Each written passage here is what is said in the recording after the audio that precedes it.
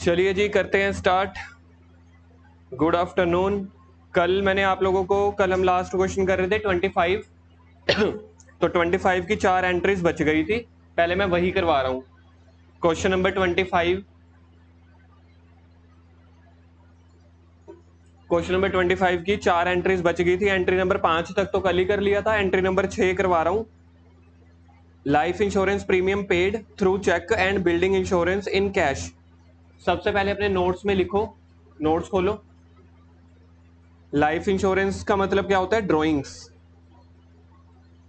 सबसे पहले लिखो लाइफ इंश्योरेंस का मतलब होता है ड्राइंग। और बिल्डिंग इंश्योरेंस मतलब कि एक्सपेंसेस।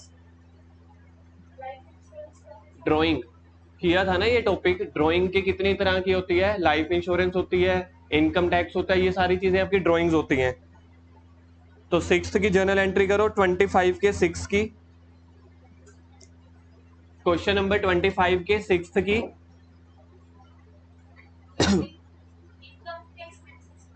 ये एक्सपेंस है, मतलब दोनों चीजों पे हमने खर्चा दिया है, पैसे पे किए हमने। तो drawings account debit to bank account, bracket में लिख दो बीइंग लाइफ इंश्योरेंस।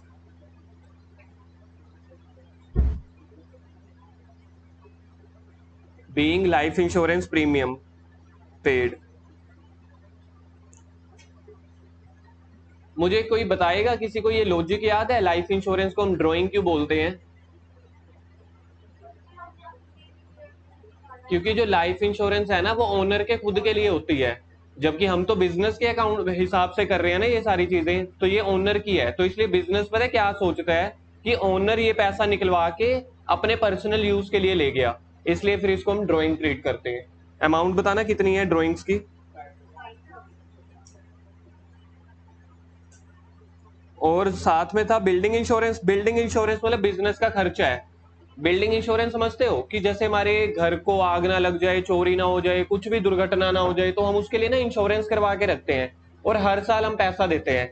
जो मार्केट में बिजनेस होते हैं ना, 99% हर दुकान का इंश्योरेंस होकर रखा होता है। अब जैसे हमारी लक्कड़ की दुकान है, तो हमारे चाचू की शॉप पे आग लग गई थी आज से ना 10-11 साल पहले। पता नहीं लोहड़ी वाले दिन लगी थी, पता नहीं दिवाली वाले दिन। ऐसे ही 3 साल पहले दिवाली पे ना वो नहीं चलते, वो कैंड छतरियां सी होती हैं, वो अम्ब्रेला टाइप सी, समझ गए? हाँ, जिसको पैराशूट आप कह सकते हो। वो कैंडल लगा के उसको ऊपर, तो वो हमारा पिछली गली में हमारा गोडाउन है फर्नीचर का, तो वहां पे गिर गया था, वहां पे आग लग गई थी। तो ऐसे ही ना हर बिजनेस में किसी ना किसी दुर्घटना को बचाने के लिए इंश्योरेंस करवाते हैं। तो उस इंश्योरेंस की किस्त जाती है, इंस्टॉलमेंट हर साल। अगर बाय चांस समझ लो कुछ हो जाता है, तो इंश्योरेंस कंपनी वाले फिर जितना भी हमारा लॉस हुआ है ना उतने भरपाई करते हैं, उतने पैसे देते हैं। तो जो बिल्डिंग इंश्योरेंस है वो बिजनेस के लिए क्या है? खर्चा है, क्योंकि हर साल जाएगा, इंश्योरेंस हर साल होता है। तो एक्सपेंसेस को डेबिट कर दो, building insurance debit.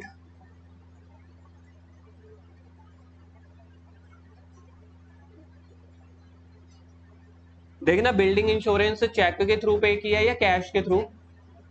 Building insurance ध्यान से देखो, बिल्डिंग इंश्योरेंस कैश है।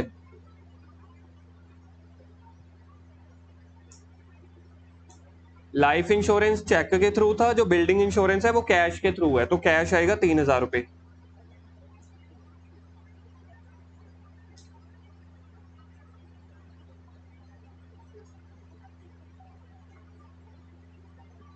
Seventh, interest on owner capital 8% on the capital of 80,000। तो 80,000 का 8% निकालो, कितना होता है? 80,000 का 8% 6400। तो ये एंट्री तो हमने कई बार की हुई है।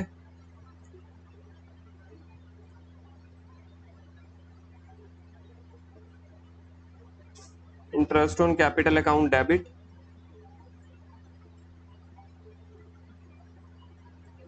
To capital account,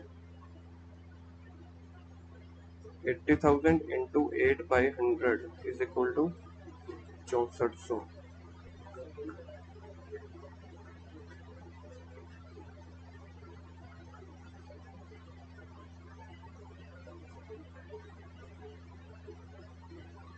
1000.1.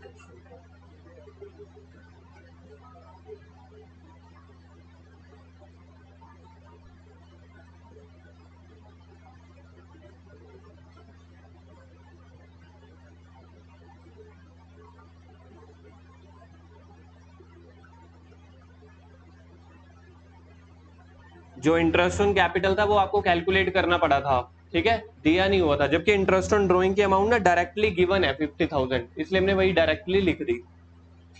कर क्यों नहीं रहे? करो फिर करो। कल वाला क्वेश्चन चल रहा है 25।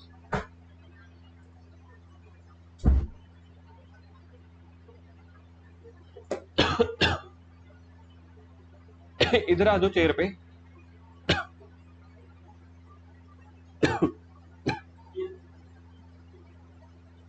इंटरेस्ट ऑन कैपिटल के साथ उसके बाद इंटरेस्ट ऑन ड्राइंग भी था ना, ये वो एंट्री है।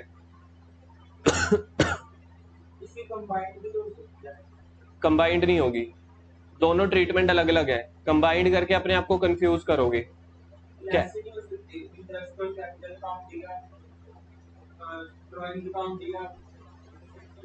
यार हो सकती है लेकिन करो मत, क्योंकि कोई कॉमन थोड़ी है ना कोई एक चीज। अगर ये होता ना कि टू कैश कॉमन है फिर तो मैं कर देता। एक कंबाइंड भी चल जाएगी, कोई गलत नहीं है, मतलब थोड़ी चीजों को इजी रखो बस। लास्ट एंट्री देखो ध्यान से, अब स्टार डालो लास्ट वाली एंट्री को। जो वाली एंट्रीज में आपको स्टार या इंपॉर्टेंट मार्क करवाता हूं ना मैंने, टेस्ट में भी वही देनी है। Employees had taken stock worth ₹10,000 जिसकी कॉस्ट थी 7,500 on Diwali. Same has been deducted from it salary. हमने एम्प्लॉय को ना सैलरी देनी थी, हर महीने उसको पैसे देते हैं ना, एक महीना खत्म हो जाएगा उसको सैलरी दोगे। तो उसने क्या किया, सैलरी लेने की बजाय ना गुड्स लेके चला गया बिजनेस में से, मतलब जो हमने सामान खरीद रखा था वही लेके चला गया। तो मेरा सैलरी का खर्चा जो है वो स्टॉक से कॉम्पनसेट हो गया। तो इसकी एंट्री देखो क्या होगी,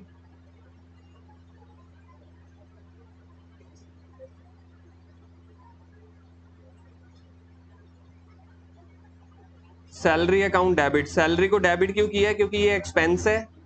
अब इससे क्या हुआ, इससे मेरा स्टॉक कम हो गया। मैंने किसी को सैलरी देनी थी, बदले में कैश नहीं पे किया, मैंने क्या किया, स्टॉक पे कर दिया ना, तो उसको लिख देते हैं टू परचेजेस,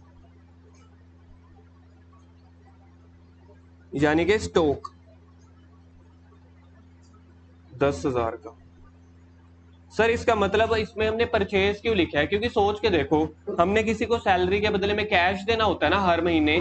अगर मेरे पास कोई बंदा लगा हुआ है, वर्कर लगे हुए हैं, तो मैं उसको कैश दूंगा ना। सैलरी को तो मैं डेबिट करूंगा करूंगा, क्यों? क्योंकि सैलरी मेरा खर्चा है, एक्सपेंस, और एक्सपेंस हमेशा डेबिट होता है। अब मैंने उसको कैश नहीं दिया, मैंने उसको सामान दिया, स्टॉक। तो रूल ये कहता है कि जब भी आप किसी को स्टॉक दे रहे हो ना, या फिर घर के लिए यूज कर रहे हो, तो आप उसको स्टॉक ना लिख के ना, मतलब स्टॉक को ब्रैकेट में लिख दो। लिखना क्या होता है उसको, परचेज, क्योंकि ये सामान आपने पहले कभी खरीदा था, परचेज अकाउंट डेबिट किया था। अब ये सामान जा रहा है, लेकिन आप इसको सेल नहीं कर रहे, इसलिए सेल नहीं लिखा यहाँ पे। परचेज लिख के ब्रैकेट में स्टॉक लिख दो।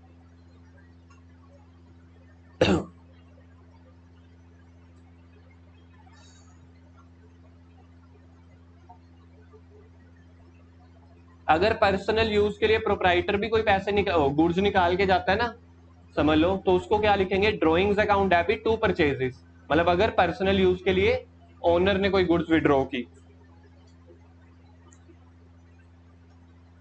19th की, यार एक काम करते हैं, 26 और 27 जो आपका होमवर्क था, पहले तो इसमें से वो एंट्रीज मुझसे पूछो जो आपकी नहीं हुई। 5th, चलो पहले ये वाली कर रहे हैं। 5th, Biru who owed 1500 declare insolvent, 65 पैसे is review as an full settlement. देखो इसका मतलब क्या होता है, बीरू एक पर्सन था जिससे हमने ना 15,000 रुपए लेने थे। बीरू हु ओड का मतलब है बीरू ने हमें पैसे देने हैं 15,000 रुपए, लेकिन उस वो हो गया इंसॉल्वेंट। इंसॉल्वेंट का मतलब क्या होता है, दिवालिया हो जाना। मतलब वो कहता है मैं कंगाल हो चुका हूं, कंगाल होने को बोलते हैं दिवालिया, उसको अंग्रेजी में बोलते हैं इंसॉल्वेंट। क्या हो गया, कंगाल हो गया। तो लिख लेना अपने हिसाब से कि वो पूरा का पूरा डूब गया। वो कह रहा है मैं आपको 65 पैसे इन अ रूपी। मुझे बताओ 1 रुपये में कितने पैसे होते हैं? 1 रुपये में कितने पैसे होते हैं? 50 किसने बोला था यार, ऐसे मत करो। 1 रुपये में 100 पैसा होता है ना। तो वो कह रहा है कि उसने आपको 100 पैसे देने थे 1 रुपए के बदले में, लेकिन उसने आपको कितने पैसे दिए? 65 पैसा। तो इसका सिंपल सा मतलब क्या होता है, इसका सिंपल मतलब होता है उसने 65% दिया। 1 रुपए में 100 पैसे होते हैं ना, तो 100 पैसे देने थे उसने 65 पैसे दिए, तो उसका मतलब है 65%, क्योंकि एक परसेंटेज कितने का होता है, 100 का होता है ना, परसेंटेज हमेशा 100 का होता है, तो उसने आपको 65 दिए, इसका मतलब होता है 65%।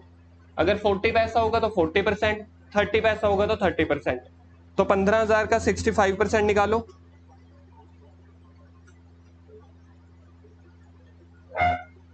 करना कैलकुलेट 15,000 का 65%।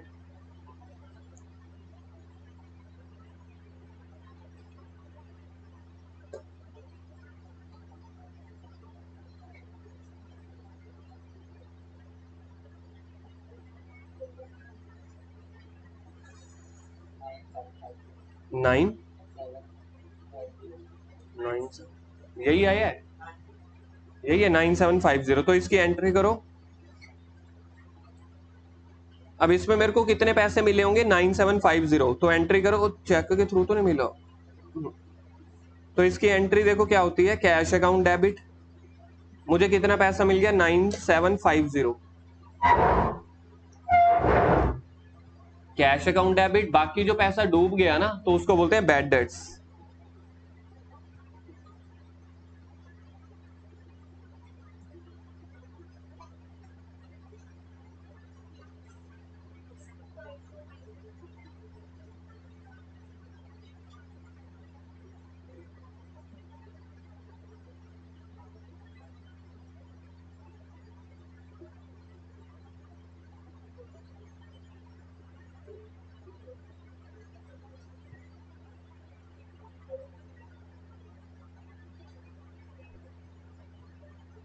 आगे समझ। इसके अलावा और कौन सा डाउट है इस क्वेश्चन में?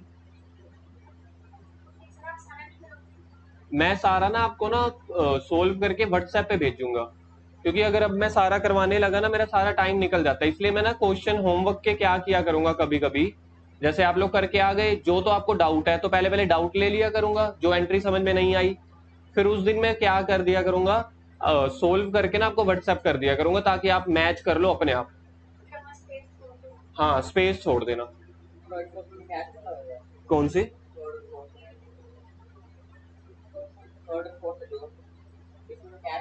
हाँ हाँ हाँ, इसी क्वेश्चन का ही।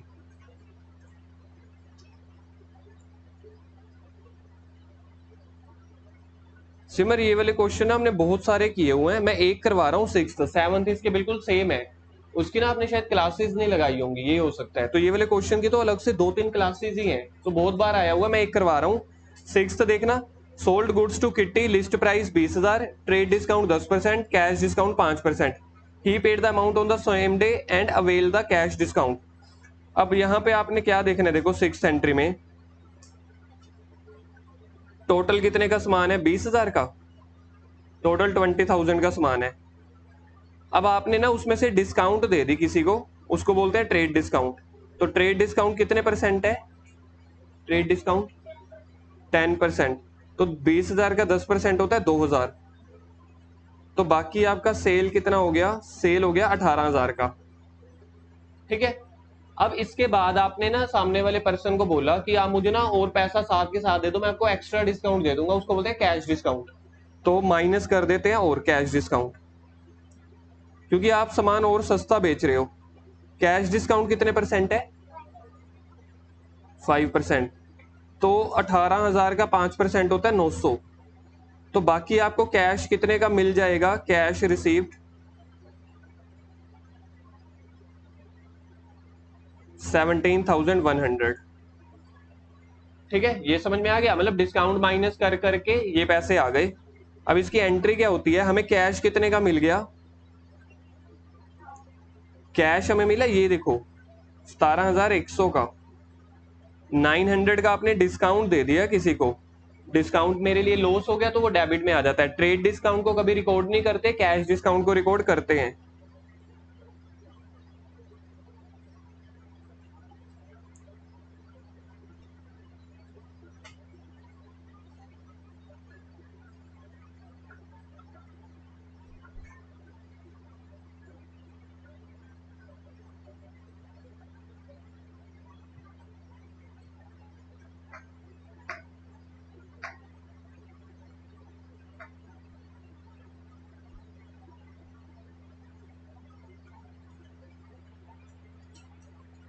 जो नेक्स्ट एंट्री है वो भी ऐसे ही है, बिल्कुल सिमिलर।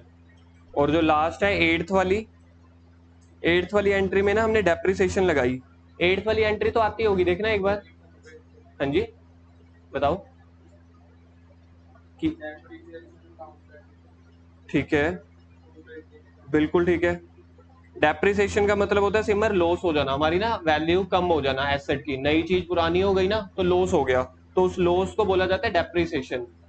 जब भी कोई एसेट की वैल्यू में कमी आ जाए उसको बोला जाता है डेप्रिसिएशन। तो मेरे लिए तो लॉस हो गया, तो लॉस डेबिट में आ जाता है। तो डेप्रिसिएशन अकाउंट डेबिट। तो किस चीज की वैल्यू में गिरावट आई है? बिल्डिंग में, तो टू बिल्डिंग अकाउंट। अब पहले मैं देख लेता हूं बिल्डिंग मेरे पास थी कितने की। बिल्डिंग सबसे पहली एंट्री में देखो मेरे पास 2.5 लाख रुपए की थी। ठीक है, बिल्डिंग कितने की थी? 2.5 लाख की। और उसके ऊपर 10% और 6 मंथ के लिए, मतलब आपने अभी 6 महीने पहले ही खरीदी है। तो इसकी कैलकुलेशन देखो कैसे करते हैं। जितने की आपकी बिल्डिंग है इनटू रेट 10/100। एक साल में कितने महीने होते हैं? 12। तो लेकिन आपकी 6 महीने की डेप्रिसिएशन लगेगी। क्वेश्चन में अगर दिया हुआ है 6 महीने तो ठीक है, अदरवाइज फिर हम इसको लिखते ही नहीं है, बस इतना कैलकुलेट करते हैं। अगर दिया हुआ है तो कर देंगे, नहीं तो नहीं करते। देखना कितना आता है, 12,500।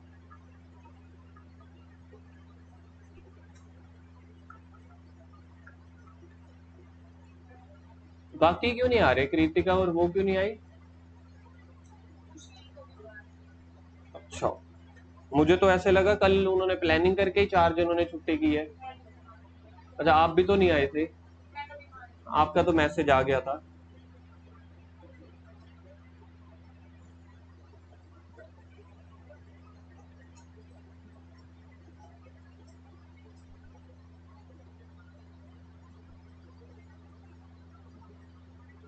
इसमें कोई नया पॉइंट नहीं था, ये सारे के सारे पुरानी एंट्रीज है, इसमें कोई भी न्यू नहीं आया। फिर भी मैं आज सोल्व करके भेज दूंगा, मैच कर लेना, जो डाउट होगा मुझसे पूछ लेना।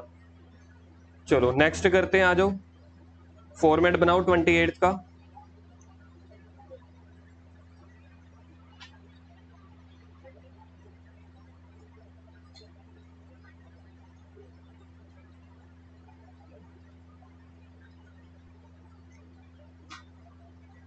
28 का फॉर्मेट बना लो।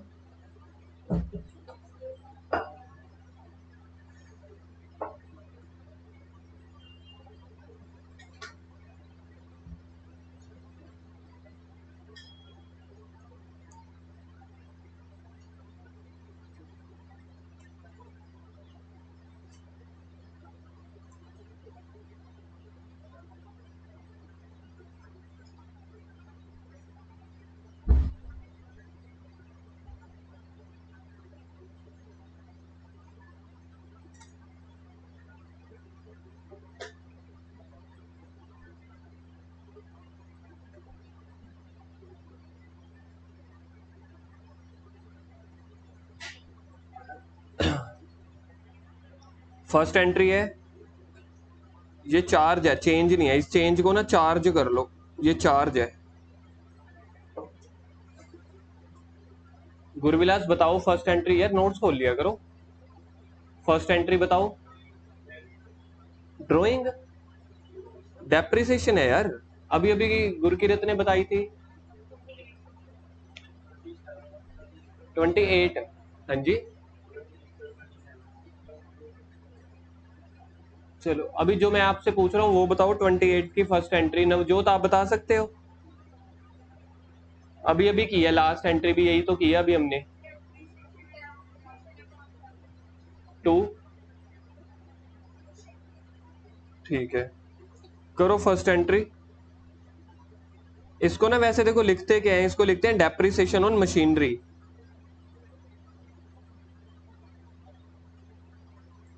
Debit to machinery account.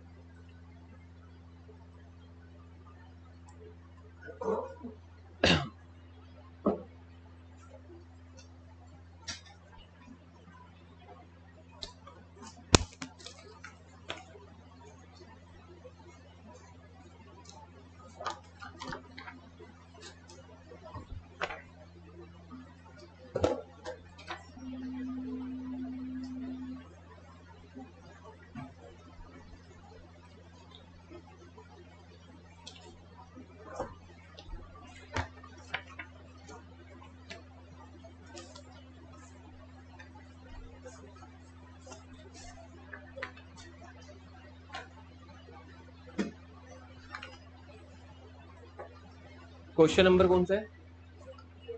28।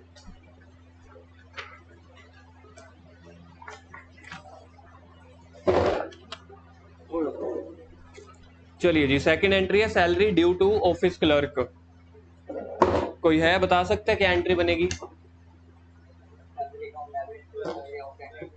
हाँ, बट डी आर ना बोला करो, डेबिट बोला करो। जुबान वैसे बन जाएगी डी आर लिखते लिखते, सिर्फ हमने लिखना डी आर होता है, बोलना डेबिट होता है। अच्छा, ड्यू का मतलब क्या होता है? आउटस्टैंडिंग। ठीक है, तो लिखो सैलरी अकाउंट डेबिट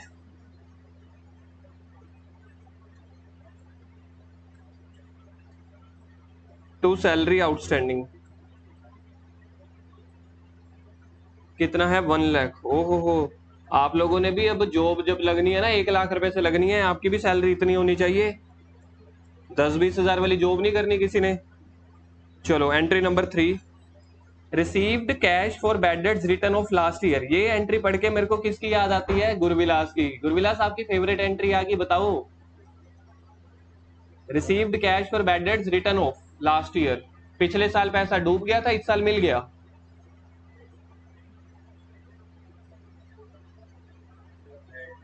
है। थोड़ा सा ऊंची, अब कूलर चल रहा है ना, सुनता नहीं। हाँ आगे, हाँ आगे। नवजोत आप बताओ, गलत है। यार आपने 3 बार बता दिया एंट्री, अब चौथी बार पूछा था आपसे। गुरकिरत आप बताओ।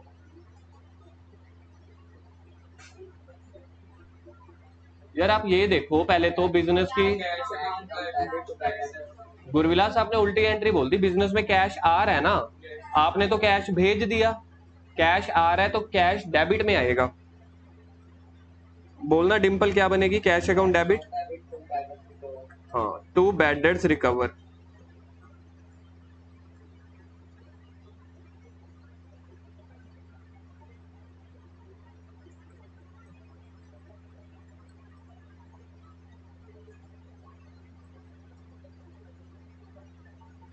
जैसे मैं लिख रहा हूं ऐसे ही लिखो।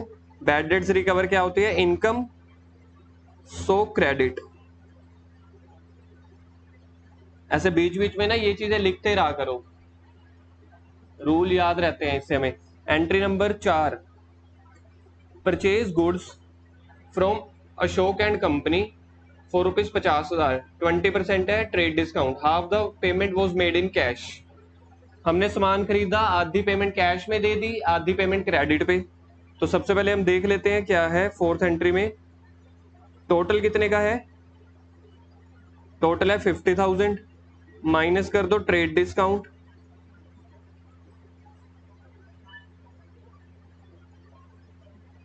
ट्रेड डिस्काउंट कितने परसेंट है?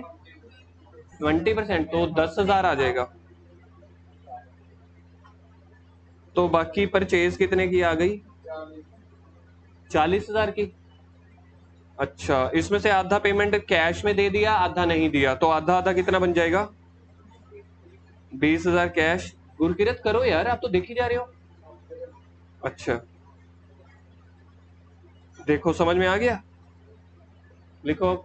तो अब अपने जो परचेज किया, कितने का परचेज किया? 40,000 का। एंट्री क्या बनेगी? परचेज अकाउंट डेबिट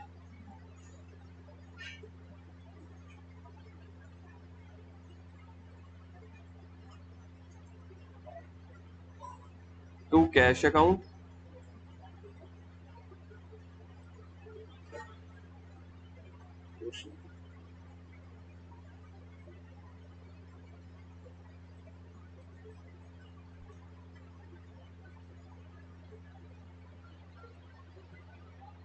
जितना आपने कैश पे कर दिया वो कैश लिख दोगे, जो आपने कैश पे नहीं किया उसमें उस पर्सन का नेम लिख देते हैं।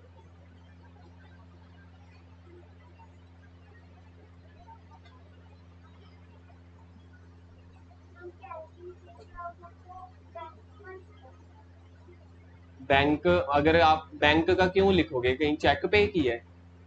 अगर हम चेक पे करते हैं तो बैंक लिखते हैं। यहाँ पे हमने आधा सामान कैश पे खरीदा है, अगर आपने चेक पे कर दिया फिर तो वो कैश में हो गया, वो फिर उधार पे थोड़ी हुआ। तो चाहे आप कैश पे करो चाहे आप चेक पे करो, उसका मतलब होता है कि आपने पैसा सामान नकदी लिया। ठीक है, तो यहाँ पे हाफ पेमेंट है सिर्फ, इसलिए बाकी आधी पेमेंट क्रेडिट पे है, तो पर्सन का नेम आ गया। नेक्स्ट है आपके पास issue a cheque to Ashok in full settlement 19,500। Issue of cheque का मतलब मैंने लिखवाया था कल परसों आपको, क्या मतलब होता है? चेक मिलना कि चेक देना? चेक देना, क्योंकि अभी हमने अशोक को कितने पैसे देने हैं, अशोक के सामने देखो 20,000 ना। अशोक से कितने का सामान खरीदा था टोटल? 40,000 का। कितना उसको कैश दे दिया था? 20। अभी 20 बाकी पेंडिंग है ना, तो अगली एंट्री में बाकी उसको 19,500 दे रहे हैं फुल सेटलमेंट में। 500 रुपए की हमें डिस्काउंट मिल गई। हमारे लिए अच्छी बात है या बुरी बात? अच्छी बात, हाँ। तो करो Ashok account debit.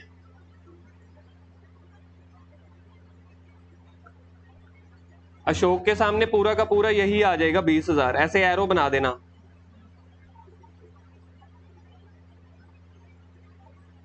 To cash account 19,500,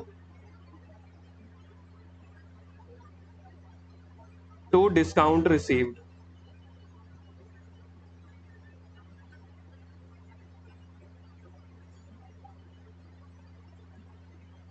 कितने की डिस्काउंट मिली मुझे? 500। अच्छा, मेरे लिए डिस्काउंट मिली, मेरे लिए अच्छी बात है ना, यानी कि इनकम है, तो इनकम यानी क्रेडिट में। इनकम क्रेडिट में, अगर लॉस होता तो डेबिट में। अच्छा, मैं आपसे अब एक चीज पूछूं, फोर्थ और फिफ्थ एंट्री में अशोक का अकाउंट अब कितने से पेंडिंग है या अकाउंट क्लोज हो चुका है? अशोक का अकाउंट अब क्लोज हो चुका है। देखो 20,000 से क्रेडिट आया था, देखना स्क्रीन पे सारे, 20,000 से ये देखो क्रेडिट आया था, 20,000 से ही डेबिट हो गया। मतलब पहले आपने डायरी में लिख दिया 20,000, फिर 20,000 कैंसिल कर दिया, तो अशोक का अकाउंट नील हो गया। और वैसे भी तो अगर मैं आपसे पूछूं अशोक को 20,000 देने थे तो उसके सारे पैसे दे दिए ना, तो उसका अकाउंट बराबर हो गया। 6, paid life insurance premium by cheque. Life insurance को हम क्या बोलते हैं? लाइफ इंश्योरेंस को ड्रॉइंग बोलते हैं, तो drawing account debit.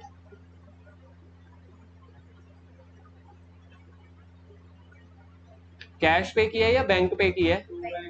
To bank. गुरविलास bank क्यों लिखा है हमने, कैश क्यों नहीं लिखा? क्योंकि चेक है। आ गया समझ? अमाउंट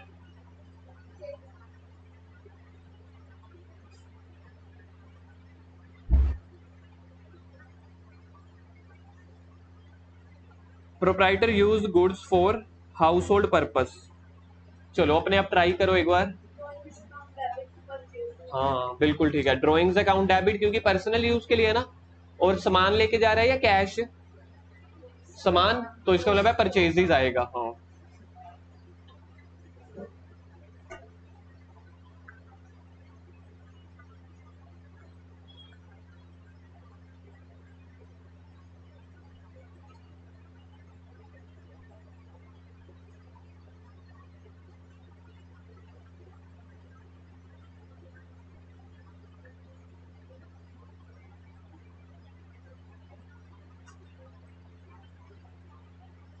नेक्स्ट पढ़ो नोट्स में से गुरकिरत, नोट्स में से नेक्स्ट।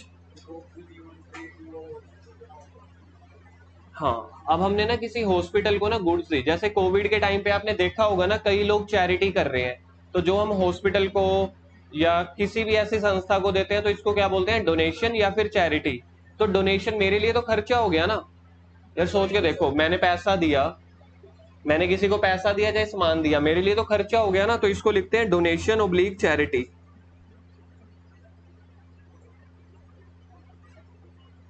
सर हमें समझ में नहीं आया आपने इसको डेबिट क्यों किया, क्योंकि मेरे लिए ये लॉस है, और लॉस हमेशा क्या होते हैं, डेबिट। अच्छा मेरे को बताओ, कैश पे किया हमने या गुड्स? तो टू परचेजेस आ जाएगा, टू परचेजेस ब्रैकेट में स्टॉक।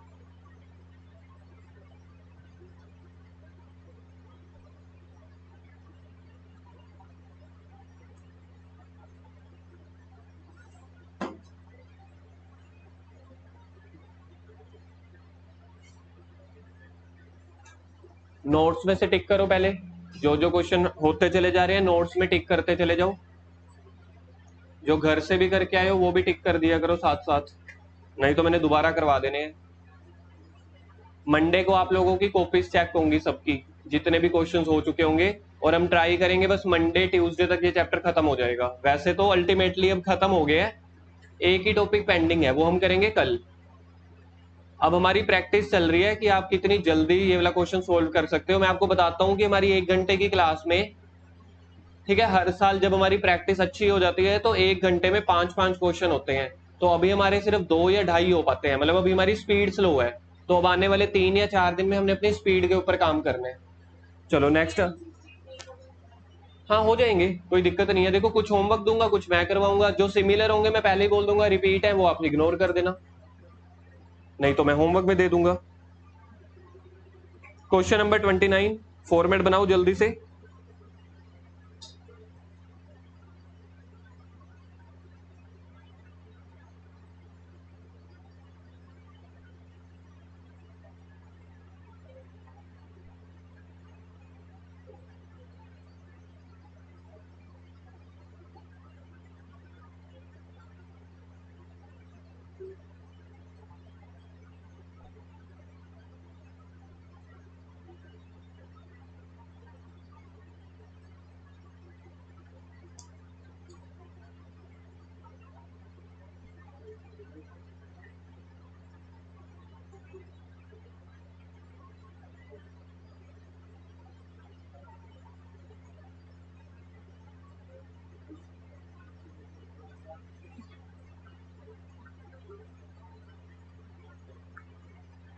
बन गया फॉर्मेट, बड़ी जल्दी बन गया, I like it. No scale, no pencil, ठा ठा, है ना। जट खबी हथ ते पेन रखदा है, ओए होए, वाह वाह करा करो यार। चलो 29 की first entry, bad debts recover from debtor. बताओ ये पढ़ के मेरे को किसकी याद आई? गुरविलास की। क्या एंट्री बनेगी? अब अगर गलत बोली ना, हाँ ठीक है, first entry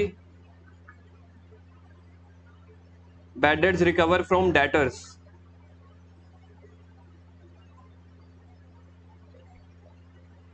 cash account debit. देखो पर्सन का नेम दिया हो, डेटर का नेम दिया हो, कस्टमर का कुछ नहीं लिखना, लिखना हमेशा बैड डेट्स रिकवरी है।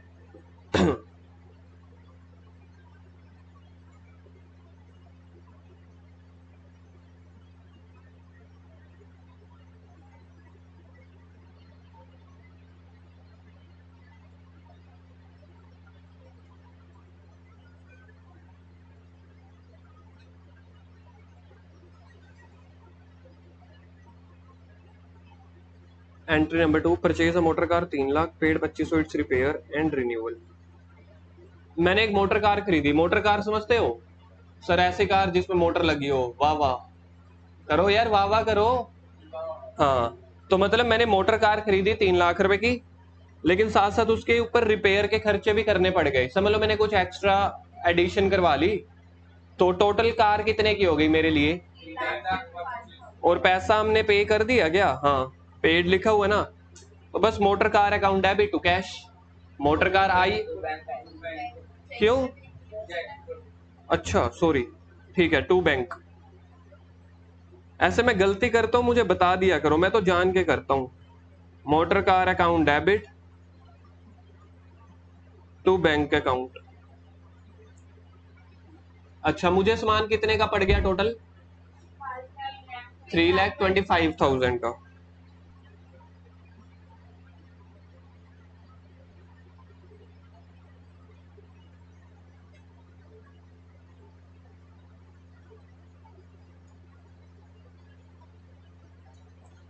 एंट्री नंबर 3, सॉरी यार ये तो 1 का ए था।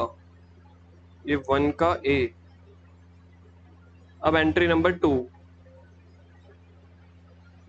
Received rent. ये तो यही है ना, ये तो बड़ी आसान है। ये कैसे हो गया? रिसीव्ड रेंट, मुझे पैसा मिला।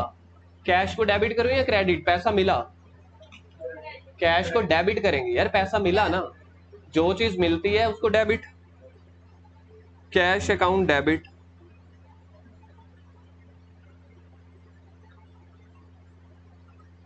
To rent account.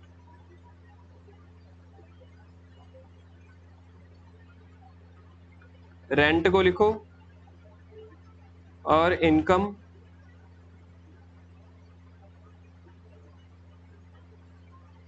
So credit as per. Divya बताओगे इनकम कौन से रूल के अकॉर्डिंग क्रेडिट होती है? इनकम सोच लो, चाहे 10 मिनट लगा दो। बिल्कुल ठीक है, good. As per nominal rule. देखो मैं आपको अपनी क्लास की एक मतलब अपनी नेचर बताता हूँ। आप लोग मुझे ना चाहे 10 सेकंड 20 सेकंड सोच के बता दो, चलेगा, लेकिन सही आंसर बताओ। ऐसे नहीं सोचना कि सर ने पूछा यार जल्दी जल्दी कुछ भी बता दे। आप अपना टाइम ले लिया करो, लेकिन सही बताया करो सोच के। चलो, सेकंड के बाद third entry. Goods worth 20,000 were distributed as free sample. Rajat इसका मतलब बता सकते हो? पता नहीं आपकी आवाज पहुंचेगी मेरे तक। इसका मतलब वैसे मीनिंग क्या बना इस वाली एंट्री का? हाँ जी, सैंपल दिए, मतलब ये बिजनेस की एक तरह से एडवर्टाइजमेंट हो गई ना। ठीक है, तो इसको दो चीजें लिख सकते हैं, या तो फ्री सैंपल लिख दो, लेकिन इसको ब्रैकेट में एडवर्टाइजमेंट लिखना पड़ेगा।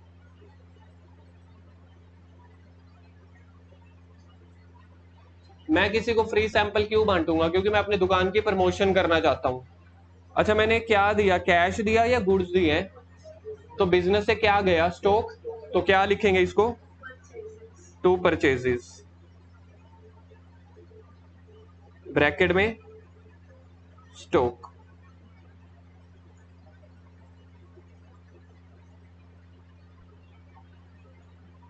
मतलब ऐसा कैसा बिजनेस है, 20,000 का सामान आपने सैंपल के तौर पे बांट दिया? जब बड़ी बड़ी फैक्ट्रियां लगती है ना, तो वो मार्केट में जाके, जैसे समझ लो हमारे राजपुरा में एक फैक्ट्री लगी नई नई, तो वो क्या करते हैं सभी ना, पहले सभी दुकानदारों को, जिस चीज की उसकी दुकान होती है ना, तो वो सभी दुकानदारों को ना कुछ कुछ सैंपल दे के जाते होते हैं कि पहले आप ये बेचो, कस्टमर का रिस्पॉन्स बताओ, अभी हमारी तरफ से ये फ्री है। तो ये वो चीज होती है। Entry number 4, charge depreciation on motor car. Navjot आपकी बारी आ गई।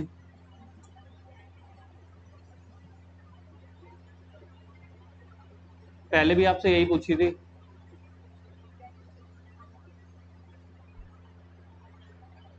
बोलो, बताओ। ठीक है नवजोत, इजी एंट्री तो है, पहले भी तो आपने यही बताई थी। सर मुझसे इजी पूछा ही मत करो, मुझसे मुश्किल पूछा करो। आसान चीजें में कहाँ पसंद है ना।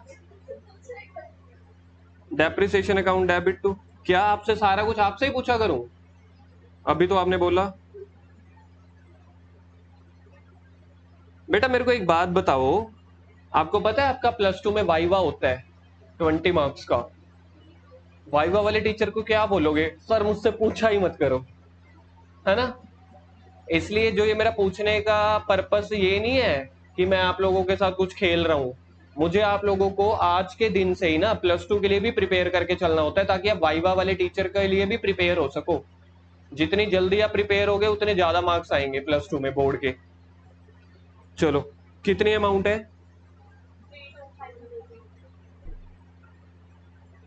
आपको पता है हम एक गलती कर रहे हैं पिछले 5 दिनों से। हम जर्नल का लास्ट में टोटल करना भूल जाते हैं। मेरे को कल भी याद आया था, परसों भी। जर्नल के सबसे लास्ट में टोटल करते थे ना हम, पहले पहले सभी क्वेश्चंस में, तो उसके टोटल करना हम भूल जाते हैं। अब याद करवाना, वो टोटल भी करना पड़ेगा।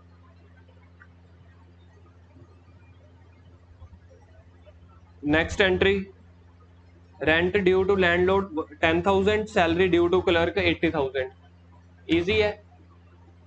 Rent account debit to outstanding rent.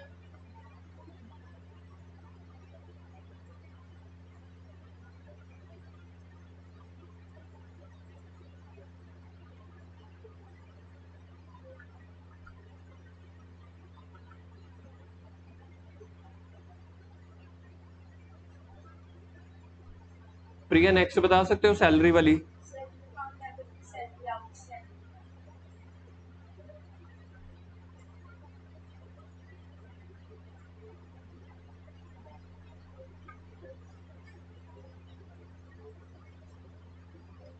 मैंने कल आप लोगों को बोला था कि चाहे आप आउटस्टैंडिंग वर्ड पहले लगा लो सैलरी के, चाहे बाद लगा दो, उसका कोई नंबर नहीं कटेंगे।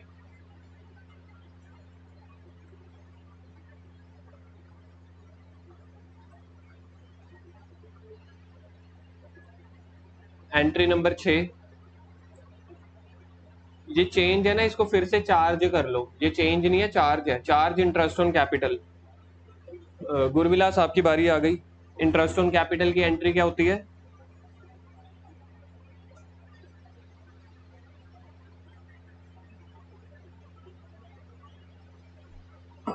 बोलो बोलो, सोच के बोलो यार, कोई दिक्कत नहीं है, याद मत करो। इंटरेस्ट ऑन कैपिटल कौन किसको देता है? बिजनेस देता है मालिक को या मालिक देता है?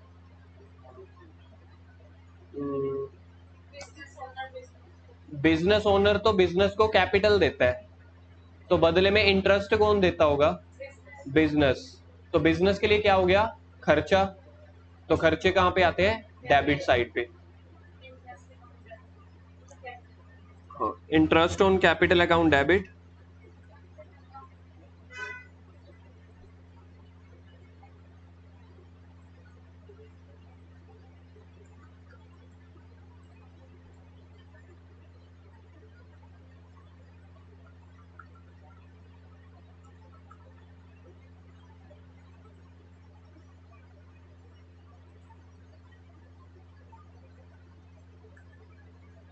एंट्री नंबर 7 कह रहे 5,000 due from Sanjay Gupta are bad debts. इसका मतलब है संजय गुप्ता से ना हमने पैसे लेने थे, हमारे पैसे डूब गए। सबसे पहले तो इसको ना यहाँ पे लिखो, पैसा डूब गया। पैसा डूब गया। आज मैंने भी व्हाट्सएप लैंग्वेज यूज कर ली। लिखो पैसा डूब गया, चाहे हिंदी में लिखो, चाहे पंजाबी में, चाहे अंग्रेजी में। पैसा डूब गया मेरे लिए अच्छी बात है या रोने वाली बात? To to Sanjay. प्रिया कह रही है सर बातें मत करो, मैं सीधा एंट्री बताती हूँ। तो पैसा डूब गया मतलब कि मेरे लिए लॉस हो गया ना। कौन सा लॉस हुआ? बैड डेट्स का। तो इसकी एंट्री होती है बैड डेट्स अकाउंट डेबिट, यानी कि लॉस। बैड डेट्स के ब्रैकेट में लिखो लॉस। अच्छा, कौन मुकर गया पैसे देने से? संजय। तो to Sanjay Gupta.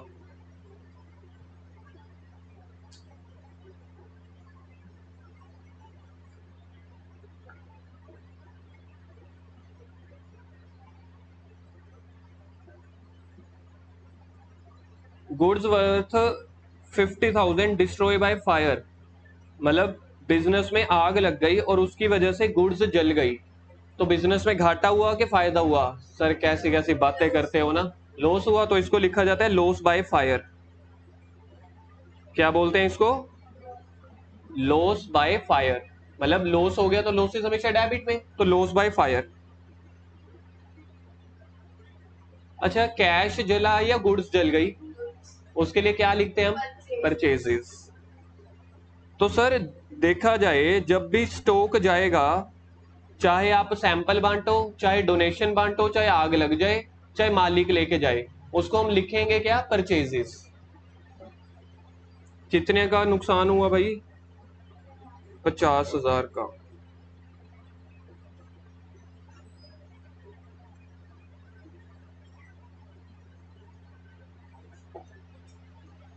Cash worth 5,000, goods worth 20,000, stolen by employ. यार ये एम्प्लॉयर लिखा हुआ है ना, एम्प्लॉयर नहीं होगा, वैसे एम्प्लॉय होगा। एम्प्लॉयर तो मालिक होता है, मालिक अपना सामान थोड़ी चोरी करेगा।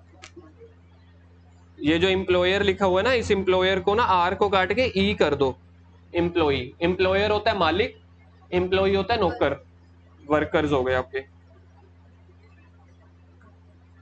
क्या कभी दुकान में चोरी भी होती है? बड़ी कोई बड़ी बात नहीं है। जिस दुकान में जितने ज्यादा नौकर होते हैं ना, वहां पे उतनी ज्यादा थेफ्ट होती रहती है। चोरी होना मेरे लिए अच्छी बात है या बुरी बात? सर हम ट्यूशन से भाग जाएंगे अगर आपने ऐसे ऐसे क्वेश्चन पूछे, है ना। तो इसको क्या लिखते हैं फिर? Loss by theft.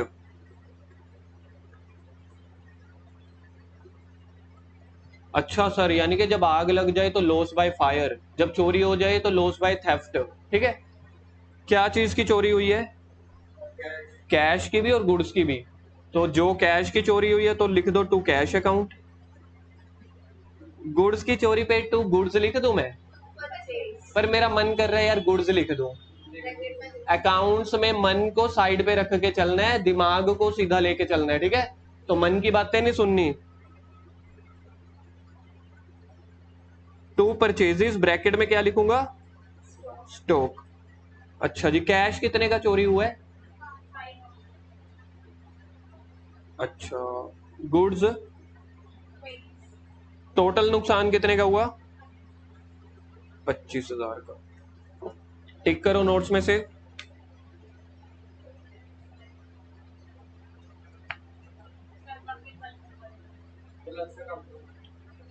हाँ जी, हाँ प्लस करके। चलो बाकी कल करेंगे। कल कल ना क्लास पूरे 3:30 स्टार्ट हो जाएगी। तो कल आपका टाइम रहेगा 3:25 का। ठीक है, क्योंकि कल हमने ज्यादा से ज्यादा कवरेज करनी है। अब आने वाले 3 दिनों में इस चैप्टर को अब हमने खत्म कर देना है। होमवर्क लिखो।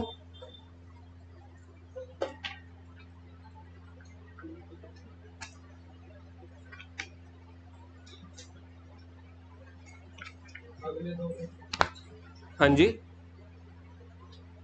30।